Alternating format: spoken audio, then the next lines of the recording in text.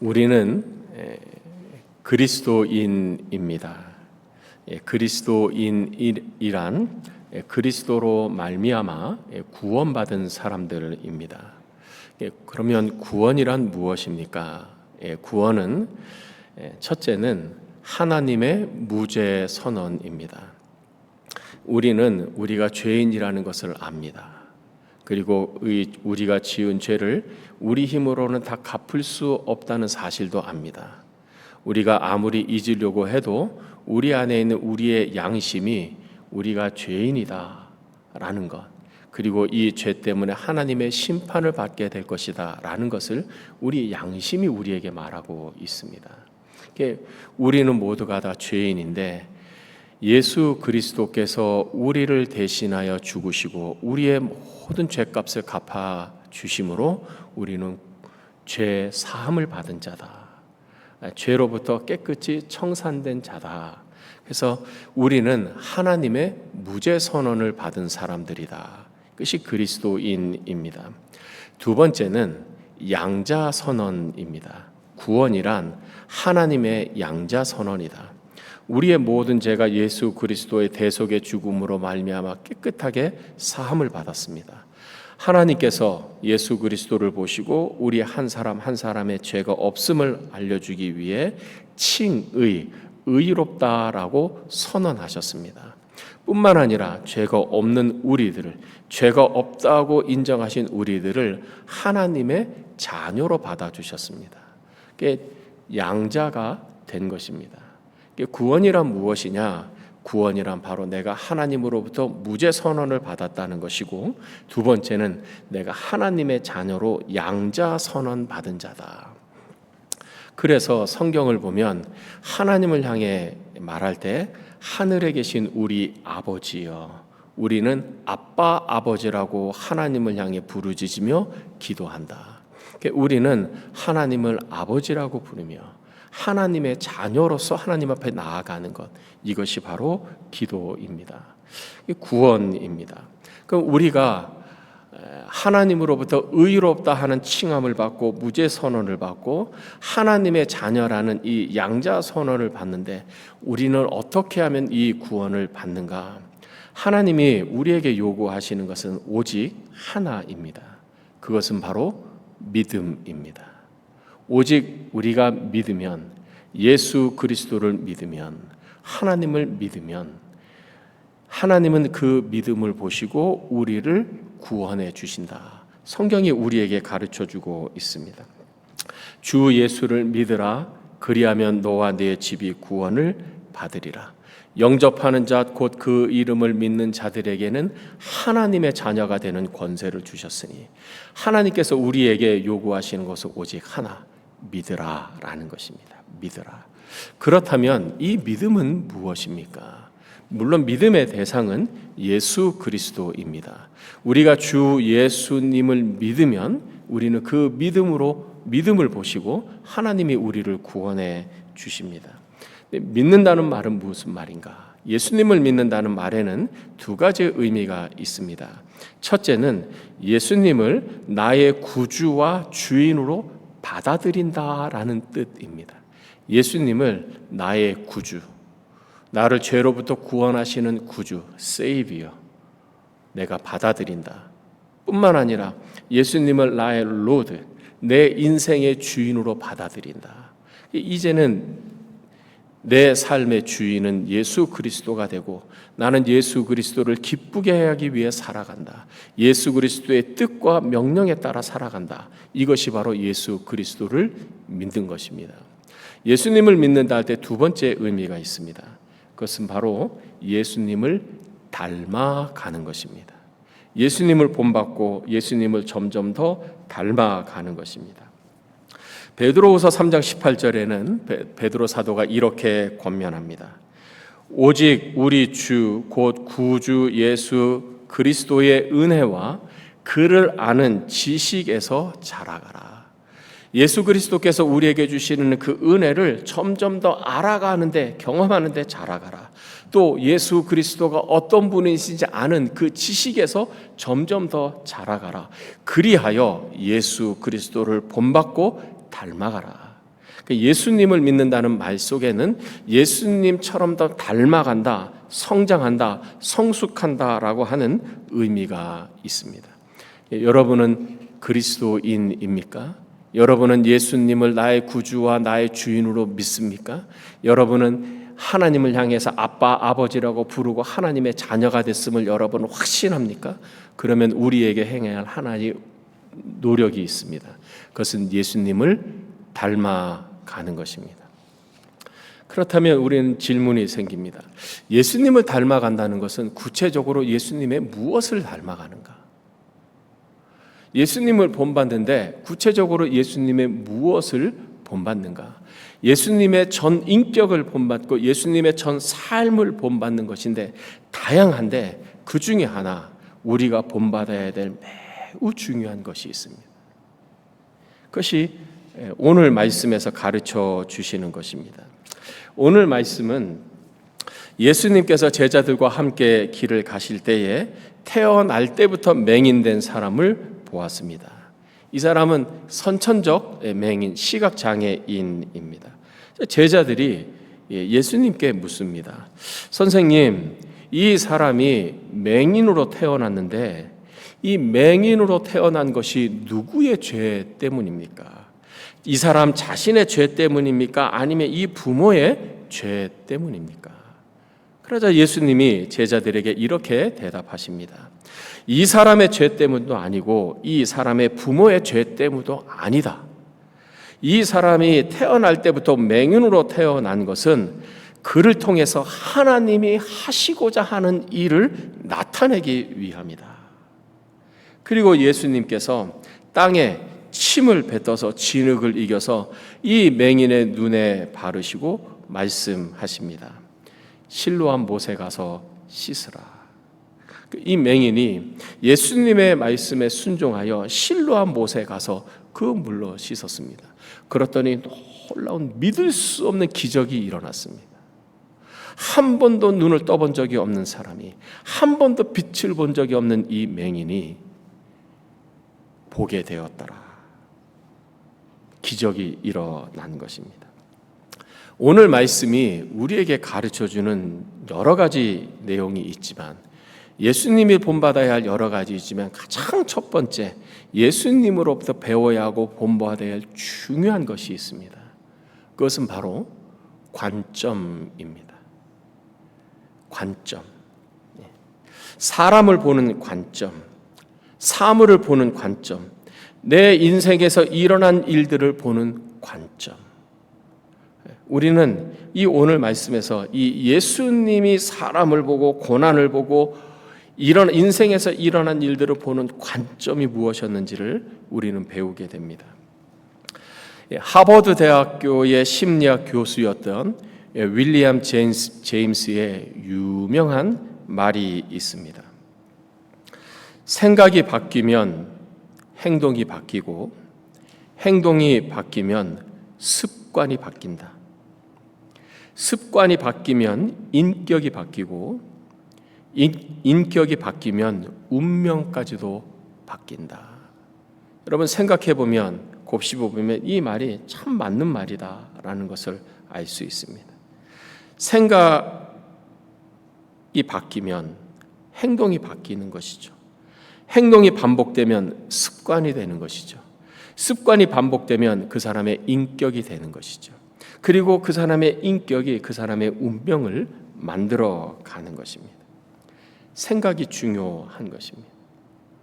부정적인 생각을 하고 우울한 생각을 하고 불가능하다고 생각하는 사람은 인생이 그렇게 흘러갈 수밖에 없고 만들어질 수밖에 없는 것입니다. 반면에 긍정적인 생각, 건설적인 생각, 생산적인 생각, 가능하다고 하는 생각을 가진 사람은 그 사람의 생각으로 인해서 행동이 나오고 습관이 나오고 인격이 만들어지므로 그 사람의 인생은 그렇게 만들어져 가는 것입니다. 생각이 대단히 중요하다는 것입니다.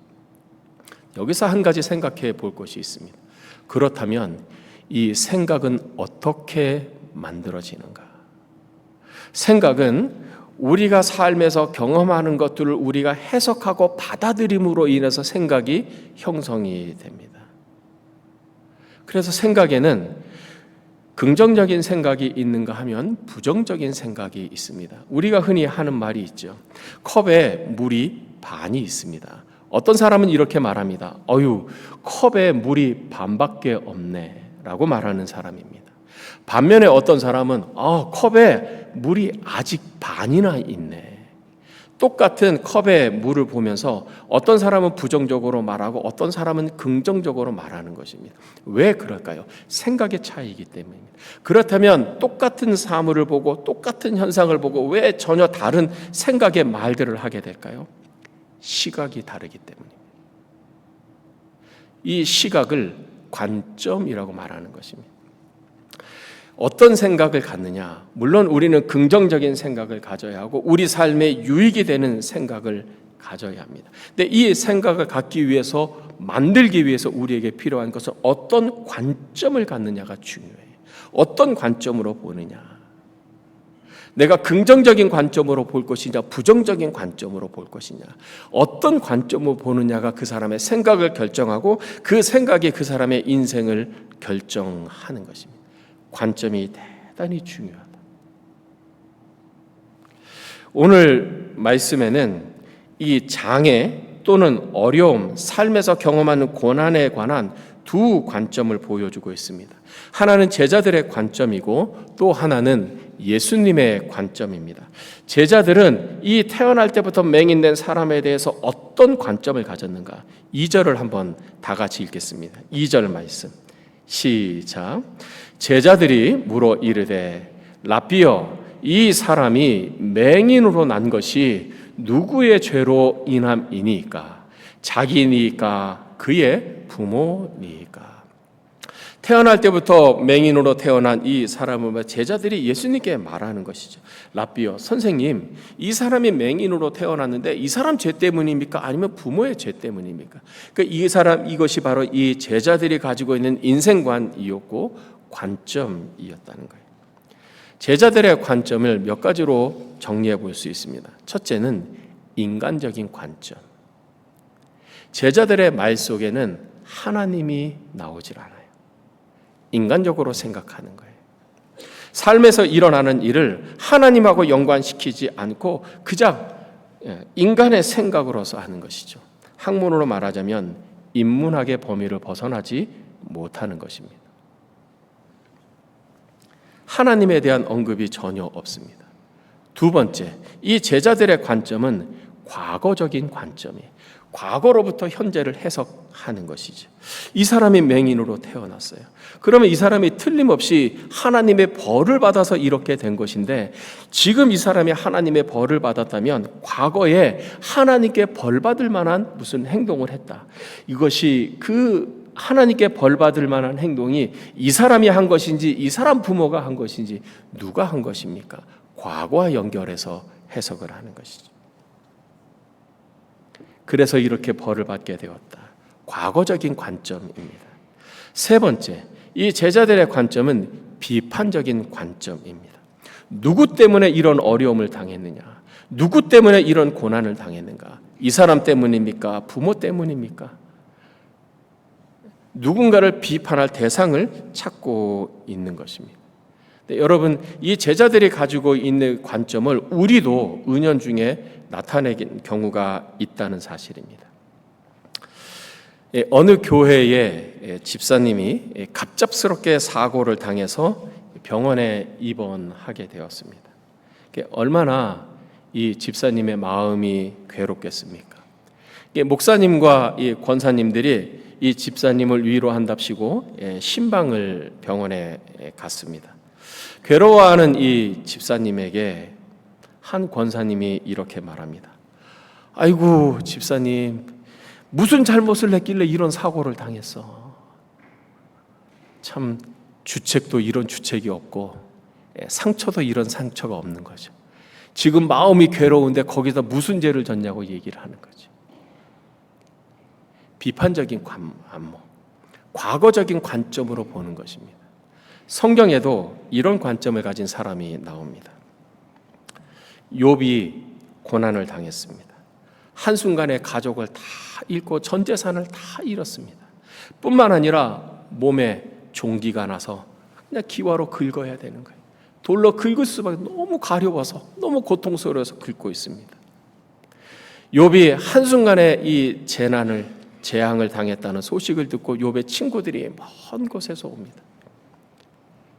욥의 모습을 보면서 아연칠색하면서 위로한답시고 말을 합니다.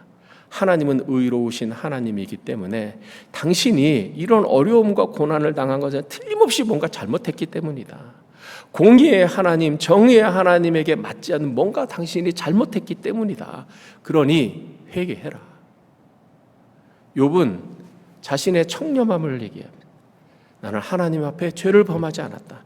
내가 100% 죄를 범하지 않았다고 할 수는 없지만 내가 이런 큰 어려움과 재난을 당할 만큼 나는 죄를 범하지 않았다. 실제로 결과론적으로 우리는 욥의 삶을 보면서 욥이 이런 어려움을 당할 만큼 죄를 범하지 않았다는 것을 압니다.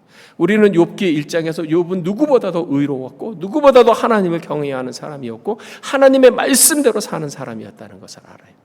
또 우리는 결과론적으로 욥이 왜 이런 어려움과 재난을 당했는지도 압니다. 왜 그렇습니까? 욥이 왜 이런 어려움을 당했습니까? 욥의 잘못 때문입니까? 욥의 죄 때문입니까? 아니요. 정확하게 말하면 누구 때문이에요? 하나님 때문이죠. 하나님은 욥을 아주 자랑스러워 생각했어요. I'm so proud of you. 욥의 신앙이 하나님을 너무나 자랑스러웠던 거예요. 자긍심이 있던 거죠. 사탄에게 자랑한 것이죠. 사탄이가 어떤 어려움을 주더라도 욥의 신앙은 변하지 않을 것이다. 욥이 나를 경외하는 마음은 변하지 않을 것이다. 하나님의 자부심이 있었어요. 욥은 몰랐지요. 누구도 몰랐습니까? 욥의 친구들도 몰랐어요. 우리가 일반적으로 죄를 짓거나 잘못을 하면 벌을 받습니다. 하나님의 징계를 받습니다. 원리입니다. 그러나 모든 경우가, 모든 어려움과 모든 장애와 모든 시련과 고난이 하나님의 벌로부터 인하는 것은 아니라는 것을 우리가 알아야 합니다. 제자들이 가지고 있는 관점, 인간적인 관점, 하나님의 배제된 관점, 과거하고 연관시키려는 관점, 그리고 누군가를 비판하려고 하는 관점인 것입니다. 반면에 예수님은 제자들과는 정 반대되는 다른 말씀을 하십니다. 3절입니다. 우리 3절 함께 읽겠습니다. 시작. 예수께서 대답하시되 이 사람이나 그 부모의 죄로 인한 것이 아니라 그에게서 하나님이 하시는 일을 나타내고자 하심이라. 예수님은 제자들에게 이렇게 말씀하시는 거죠. 너희의 해석이 틀렸다. 너희 관점이 옳지 않다. 이 사람이 태어날 때부터 맹인으로 태어난 것은 이 사람 때문도 아니고 이 사람의 부모의 죄로 인한 것이 아니다. 이 사람이 태어날 때부터 이렇게 태어난 것은 하나님이 하시는 일을 나타내고자 합니다. 예수님의 관점은 한마디로 말하면 하나님의 관점입니다. 하나님의 관점으로 보는 거지. 제자들은 하나님의 배제된 인간의 관점으로 본다면 예수님은 하나님의 관점으로 보는 거예요. 이 하나님의 관점은 어떤 관점인가? 첫 번째, 사명적 관점이에요. 하나님의 뜻이 있다. 이 사람이 태어날 때부터 맹인이 된 것은 하나님의 뜻이 있다. 하나님의 목적이 있다. 빌립보서 2장 13절에 너희 안에서 행하시는 이는 하나님이시니 자기의 기쁘신 뜻을 위하여 너희에게 소원을 두고 행하게 하시나니. 여러분은 예수님을 믿는 사람입니까? 여러분은 그리스도인입니까? 예수님이 여러분의 구세주이고 여러분의 삶의 주인이십니까? 우리는 그렇다면 더욱더 분명하게 믿어야 합니다. 주님이 나를 향한 뜻을 갖고 계시다. 뜻이 있다라는 거예요. 몇 해 전에 별세하신 마르바던이라고 하는 교수님이 계십니다.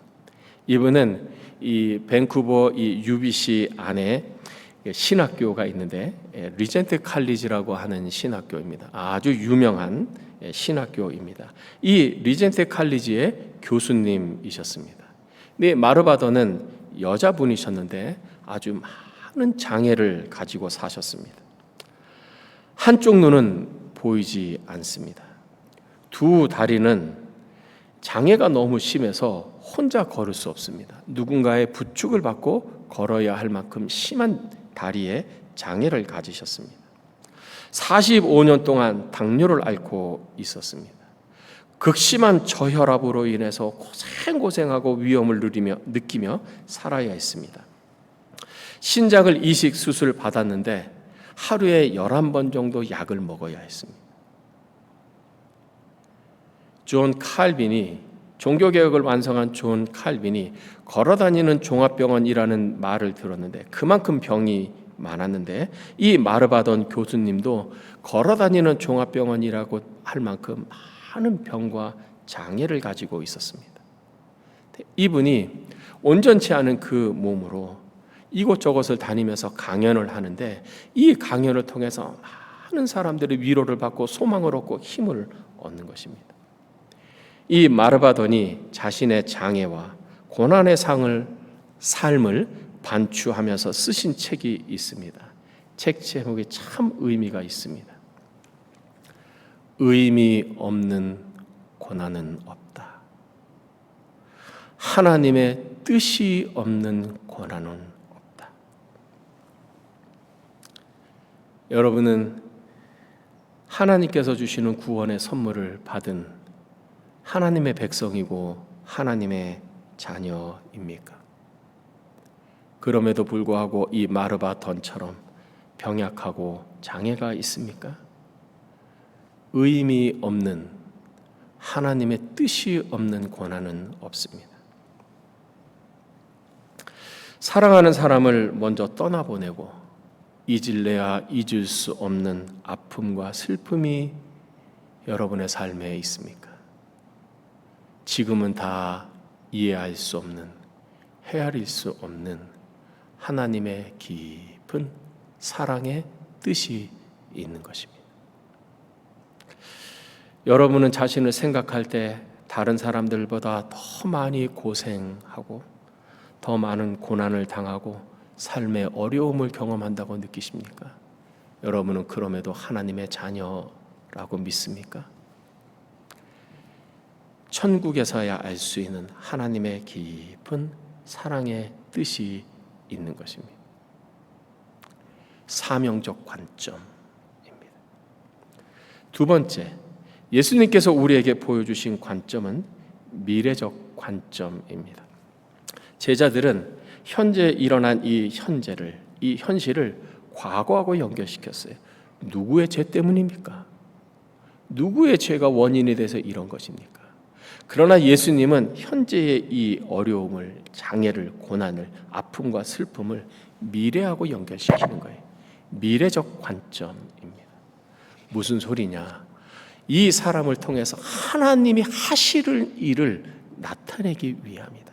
미래적 관점이에요. 성경 신학적으로 말하면 종말론적 관점이라고 할 수 있습니다. 여러분 거의 다 자동차를 운전하시죠? 자동차에는 유리가 있고 거울이 있습니다. 윈도우가 있고 미러가 있습니다. 유리창을 통해서는 앞을 봅니다. 거울을 통해서는 일반적으로 뒤를 봅니다. 그것이 레어 미러 또는 백 미러 아니면 사이드 미러. 그러니까 이 거울인데 이 거울의 역할은 주로 뒤를 보게 하는 것입니다. 여러분 질문 드릴 테니 한번 생각해 보십시오. 여러분이 운전을 할 때 거울을 보면서 운전하면 어떻게 될까요? 백미러를 보든지 아니면 사이드 미러를 보면서 운전한다면 어떻게 될까요? 앞으로 나아갈 수 없어요. 운전한다는 것은 앞으로 나아가는 것인데 앞으로 나아가는 것이 매우 어렵고 불안합니다. 여러분 앞으로 나아가기 위해서는 어떻게 해야 됩니까? 윈도우를 봐야 됩니다. 미래적 관점이에요. 예수님께서 우리에게 원하시는 것은 미래적 관점. 요에서에 보면 성령이 임하시면 나타나는 현상들이 있습니다. 나이가 많은 사람이든 어린 아이건 청년이건 성령이 임하시면 나타나서 그들이 환상을 볼 것이다. 그들이 꿈을 것이다. 장래적인, 미래적인 일이. 여러분, 인생도 마찬가지입니다. 지나온 과거만 생각한다면 미래를 향해 나아갈 수 없습니다. 그것이 좋은 과거이든 나쁜 과거이든, 나를 기쁘고 즐겁게 하는 과거이든 아니면 내 마음을 아프고 상하게 하는 과거이든, 과거에 집착하면 앞으로 나아갈 수 없습니다. 주님께서 우리에게 원하시는 것은 나아가라는 것입니다. 더 이상 과거에 연연하지 말고 과거의 줄을 끊어버리고 얽매이는 것을 다 벗어버리고 나아가라. 천국을 향해 나아가라. 하나님의 뜻을 향해 나아가라. 로마서 8장 28절에 하나님을 사랑하는 자, 곧 그의 뜻대로 부르심을 입은 자들에게는 모든 것이 합력하여 선을 이루느니라. 우리가 생각할 때는 좋은 것들만 모여서 그것이 선이 된다고 생각하기 쉽습니다. 그러나 하나님은, 하나님의 원리와 법칙에는 모든 것, 내 실패와 내 아픔, 나의 좌절과 나의 절망, 이 모든 것들이 합하여 선을 이루는 것입니다. 마지막에는 해피엔딩이 되는 것이고 마지막에는 굿 엔딩이 되는 것이, 조이 엔딩이 되는 것입니다. 왜요? 이유는 단 하나, 하나님이 우리를 사랑하시기 때문에. 사랑하는 성도 여러분, 여러분을 마음 아프게 하고 힘들게 하고 눈물 짓게 하고 여러분을 슬프게 하는 것이 무엇입니까? 예수님으로부터 배우십시오. 예수님의 인생을 바라보는, 현실을 바라보는 관점을 배우십시오. 그러면 우리는 어떻게 하면 예수님과 같은 관점을 가질 수 있을까요? 어떻게 하면 우리의 인생을 하나님의 관점으로 볼까요? 어떻게 하면 우리 인생을 낙관적인 관점으로 볼까요? 어떻게 하면 우리 인생을 하나님의 능력의 관점으로 볼 수 있을까요? 하나님과 동행하십시오. 예수님이 하나님의 관점을 가질 수 있었던 것은 하나님과 깊은 동거가 있었기 때문입니다. 요한복음 16장 32절에 예수님이 하나님과 친밀한 관계를 맺었다는 것을 알려주는 말씀이 있습니다. 보라, 너희가 다 각각 제 곳으로 흩어지고 나를 혼자 둘 때가 오나니 벌써 왔도다. 그러나 내가 혼자 있는 것이 아니라 아버지께서 나와 함께 계시느니라. 예수님은 이미 대제사장들과 서기관과 바리새인들이 종들을 데리고 와서 예수님을 억압해서 체포하고 잡아갈 것 다 아셨습니다. 그리고 그때 제자들이 자기 한 목숨 살기 위해서 스승인 예수님을 버리고 뿔뿔이 다 흩어질 것을 미리 아셨어요. 그리고 예언처럼 말씀하시는 것입니다. 보라, 너희가 각각 제 곳으로 다 흩어지고 나를 혼자 둘 때가 있다. 그러나 너희들이 다 나를 떠나서 내가 혼자 있는 것처럼 보이지만 나는 내가 혼자 있는 것이 아니라 아버지께서, 하나님 아버지께서 나와 함께 하시느니라. 제자들은 다 떠나도 하나님은 떠나지 않는 거죠. 하나님은 예수님과 함께 하는 거죠. 이 위험의 순간에, 이 두려운 순간에 하나님이 함께 하시는 거죠. 그러면 왜 예수님은 하나님이 당신과 함께 한다는 것을 확신할 수 있었을까요? 그 이유도 간단하지요. 예수님이 하나님과 함께 동행했기 때문입니다. 예수님이 하나님과 함께 동거했기 때문이죠. 어떻게 하나님의 관점을 가져야 합니까? 인생의 낙관적을 가져야 합니까? 어떻게 하나님이 나와 함께 하신다는 이 임마누엘의 관점을 가질 수 있습니까? 내가 하나님과 함께 하면 됩니다. 어떻게 우리는 하나님과 함께 할 수 있을까요? 하나님의 말씀을 읽음으로 하나님과 함께 하는 것이죠. 하나님과 고독한 기도의 시간을 가짐으로 하나님과 함께 하는 것입니다. 여러분은 최근에 하나님과 살 깊은 깊은 교제의 시간을 가지신 적이 있습니까? 여러분은 최근에 하나님의 음성을 들으신 적이 있으십니까? 여러분은 최근에 하나님의 너무나 선명한 뜻을 깨달으신 적이 있으십니까? 세상은 우리를 분주하게 만듭니다. 사탄은 어떻게 해서든지 우리가 하나님께 집중하지 못하게 만듭니다. 우리가 그것을 의식하지 못하면 우리는 세상의 일과에 바쁘고 분주한 일과 때문에 하나님으로부터 점점 멀어지는 삶을 살게 됩니다. 우리는 의도적으로 하나님과 함께 있어야 합니다. 사랑하는 성도 여러분,